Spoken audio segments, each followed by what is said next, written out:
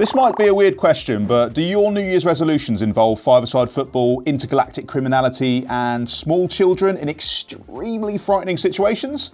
Oh, good news then, because we've got all that and more coming to Xbox Game Pass in January.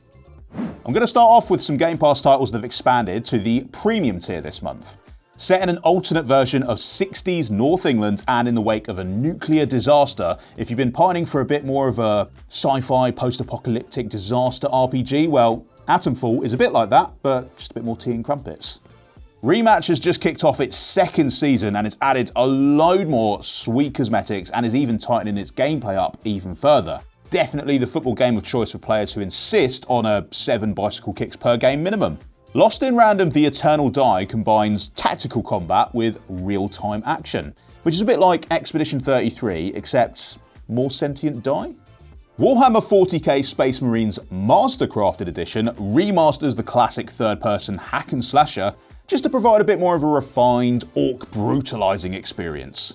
And while we're bringing back some classics, the original Final Fantasy has been remodeled so that a whole new generation of players can go back to the very start of this iconic JRPG franchise. What was the first Final Fantasy game you guys played? Let me know in the comments.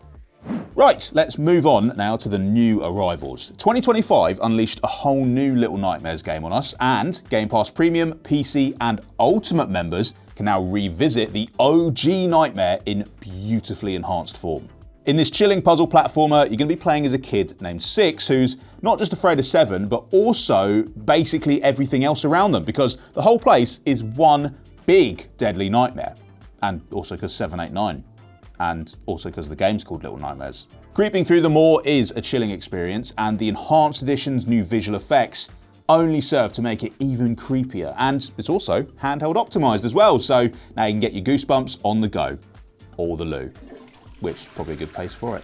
On January 13th, Star Wars fans can play as a charming scoundrel who isn't a stuck-up, half-witted, scruffy-looking nerf herder, thanks to Star Wars Outlaws.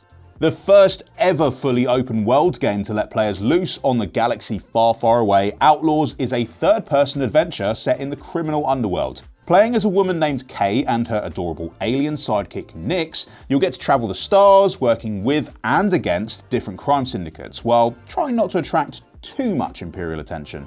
Featuring everything from speeder bike chases to spaceship battles, blaster fights, and some friendly games of Sabacc, Star Wars Outlaws is a must-play for anyone who is even slightly Force-sensitive. Now, with Resident Evil Requiem set to arrive on February 27th, now is the perfect time to check out the most recent game in the series. Well, actually, January 20th is the perfect time to check it out, because that is when Resident Evil Village comes to Game Pass PC and Ultimate. Continuing on from the story from Resident Evil BIOHAZARD, the 8th game sees a bit more of a hardened, combat-ready Ethan Winters scrapping his way through a mysterious European village on a quest to rescue his daughter. Sadly, the mutant lords who govern the place aren't so keen on letting that happen. Surprise, surprise. With a gang of unforgettable villains and a nice mix of horror and action, Village is a brilliant entry in the OG survival horror franchise. But what's your favourite Resident Evil game? Hit the comments, let me know. For me, it's got to be Resident Evil 2 Remake, because I think that was really the first one I ever finished. January 20th also sees the arrival of a brand new Day 1 release on Game Pass Ultimate and PC Game Pass, Mio Memories in Orbit. This mesmerising Metroidvania has players taking control of quite a nimble robot as they try to figure out what happened to the mysterious vessel that they seem to be riding in and why its AI caretakers are acting so hostile. Scavenge the parts that you find to unlock new abilities and then use them to go all rock'em sock'em robots on your enemies, but in like a profound, painterly sort of way. Yeah. 2D games like this are also ideal for smaller screen gaming, especially when they've been handheld optimized like Mio Memories in Orbit. So there you go, pretty good start to the year, right? And there is plenty more on the way in 2026, as well as Developer Direct, which is going to cover games like Forza Horizon 6 and Fable, which of course are both coming to Xbox Game Pass Ultimate this year. So make sure you subscribe if you want to hear all about that. Bye!